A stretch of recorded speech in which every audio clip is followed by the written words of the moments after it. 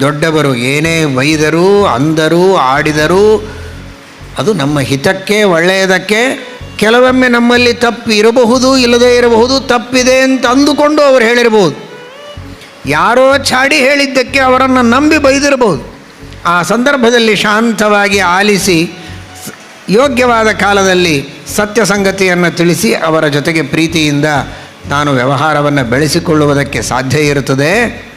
ಆದರೆ ಪ್ರತಿಯಾಗಿ ನಿಷ್ಠುರವಾದ ಮಾತುಗಳನ್ನು ಆಡಬಾರದು ಅನ್ನುವಂತಹ ಒಂದು ಉತ್ತಮವಾದ ಉಡುಗೊರೆಯನ್ನು ಯಾರೇ ಬೈದರೂ ಸಹಿಸಿಕೊಂಡು ಸರಿಯಾದ ಪ್ರೀತಿ ವಿಶ್ವಾಸಗಳನ್ನು ಬೆಳೆಸಿಕೊಂಡು ಎಲ್ಲರ ಮನಸ್ಸನ್ನು ಗೆದ್ದು ಇವಳು ಹೇಳಿದ ಹಾಗೇನೇ ಎಲ್ಲರೂ ಕೇಳಬೇಕು, ಆ ರೀತಿಯಲ್ಲಿ ಪ್ರೀತಿಯಿಂದ ಎಲ್ಲರನ್ನ ಗೆಲ್ಲುವ ಕಲೆಯನ್ನು ಮಕ್ಕಳಿಗೆ ಕಲಿಸಿದರೆ